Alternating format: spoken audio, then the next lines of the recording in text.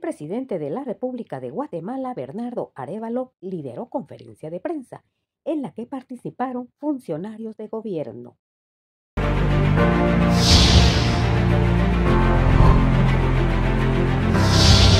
El gobernante destaca la llegada de la Organización de los Estados Americanos, OEA, a Guatemala.